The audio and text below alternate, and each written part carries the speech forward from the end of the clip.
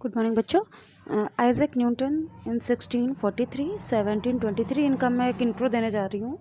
आपने अभी आपकी फिज़िक्स का चैप्टर है मोशन, केमिस्ट्री में भी है मोशन, तो वहाँ पे आप मोशन पढ़ोगे और मोशन में क्या है आपका लॉज ऑफ मोशन। तो लॉज ऑफ मोशन किसने दिए थे? आइजैक न्यूटन ने दिया था।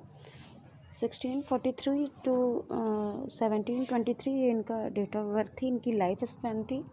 इन्होंने अचानक से एक दिन ये गार्डन में बैठे हुए थे, एक पेड़ के नीचे। गार्डन नहीं था, आई थिंक ये स्कूल से भागे हुए थे क्योंकि इनका पढ़ाई में मन नहीं लगता था। ये अक्सर क्या करते थे, ये नेचर लवर थे, तो ये भाग के अक्सर स्कूल की क्लासेस बंक करके क्या करते थे, चले जाते थे पेड़ के नीचे। बैठना इनको बहुत पसंद था। तो ये वहाँ पे बैठे एक बार, तो उन्होंने क्या देखा, इनके जस्ट ऊपर एक फल आकर के गिरा। लोग बताते तो हैं, इसमें दिया हुआ है कि वो सेब का पेड़ था, लेकिन आई डोंट नो सेब का पेड़ था या नहीं। तो हाँ, एक एप्पल गिरा, तो उन्होंने ये सोचा कि ये नीचे क्यों गिरा, ये ऊपर क्यों नहीं गिरा। ठीक है, तो वहाँ से इन्होंने ये 3 लॉ बनाए। फर्स्ट लॉ जिसको हम इनर्शिया का लॉ बोलते हैं, सेकेंड लॉ हमारा लॉज ऑफ मास कहलाता है या फोर्स का, थर्ड क्या है, इक्वल एंड अपोजिट लॉ कहलाता है। तो फर्स्ट लॉ इनर्शिया क्यों कहलाता है? इसलिए क्योंकि जो बॉडी ऑब्जेक्ट स्टिल है, ठीक है, उतना ही उसको जब तक हम फोर्स नहीं लगाएंगे तो वो मोशन नहीं करेगी। तो ये क्या कहलाता है हमारा first law in special case में। उसके बाद सेकेंड लॉ हमारा क्या है?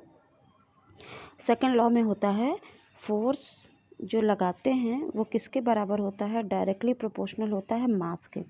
मतलब जितना हम उस पर फोर्स लगाएंगे वो उतने ही मास के बराबर होगा। और थर्ड लॉ हमारा क्या होता है? इक्वल एंड अपोजिट का। फॉर एग्जांपल आपकी दीवार स्टिल है, उसका फिक्स फोर्स है, आप उस पर फोर्स लगाओगे तो आप पीछे की तरफ क्या होगा, आप पीछे की तरफ आपको फोर्स महसूस होगा, लगेगा कि आपको ही कोई धक्का दे रहा है। तो इस तरह का क्या कहलाता है? Opposite and equal force.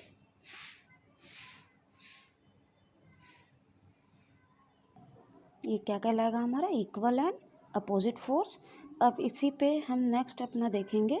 ये फर्स्ट लॉ, इसको हम छोटी सी स्टोरी से समझेंगे। ये बच्चा है, ओके, ये मूव कर रहा था, अचानक से इसने पहाड़ से टकराया और ये इसकी मूवमेंट क्या हो गई, रुक गई। तो ये क्या कहलाएगा? First law. सेकंड लॉ हमारा क्या है? ये हाथी है, ये बहुत बिग साइज़ का, अगर हम इसको पुल करेंगे तो ये पुल नहीं होगा, ये आगे की ओर नहीं जाएगा। इसके लिए हमें क्या करना पड़ेगा? इसके बराबर हमको फोर्स लगाना पड़ेगा, ओके। और इसी तरीके थर्ड लॉ, अगर कोई बॉडी मोशन में है, अपोजिट डायरेक्शन में जा रही है और ये अपोजिट डायरेक्शन में, तो क्या होगा, हमको उतना ही फोर्स जितना हम उसको लगाएंगे उतना ही हमको खुद फील होगा, ओके। तो फर्स्ट लॉ हमारा क्या कहता है? Everybody persist in its state of being at rest और of moving uniformly straight forward except in so far as it completed to challenge is state force by impressed. मतलब क्या है कि पहली जो हमारी बॉडी है वो तब तक स्टिल रहेगी जब तक उस पर कोई यूनिफॉर्म या स्ट्रेट मोशन हम नहीं लगाते, ओके। ये हमारा फर्स्ट लॉ था। फॉर एग्ज़ाम्पल आप ये देख रहे हो यहाँ पे, ये रोटेटिंग कोई खिलौना है, ठीक है, ये अपनी स्टिल पोजीशन पे था, यहाँ से हमने इसको मोशन दिया, ये फर्स्ट पोजीशन, ये सेकंड पे पहुँचा, फिर थर्ड पे, ओके। तो ये तब तक जाएगा जब तक इसको फोर्स मिला, और तब तक ये रुकेगा नहीं जब तक इसको यहाँ पे वापस से फोर्स नहीं मिला। तो ये क्या है, इसको स्टॉप करने के लिए बैरियर है, तो ये वहीं पे रुक जाएगा। सेकेंड लॉ क्या है? अल्टरनेटिव मोशन है, इसको force is directly proportional to mass भी बोलते हैं। The alternate motion is ever proportional to the motive force impressed and is made in direction of the right line which that force is impressed, okay। तो ये क्या कहलाती है? हमारा second law of motion. Third law of motion क्या है?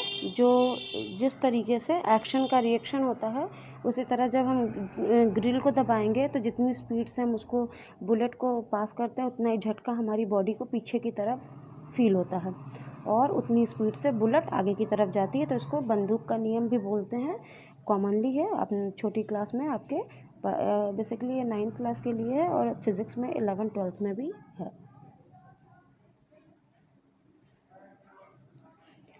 Third law यही है हमारा जो अभी हमने देखा, गन वाला, every body react against action to reaction, okay.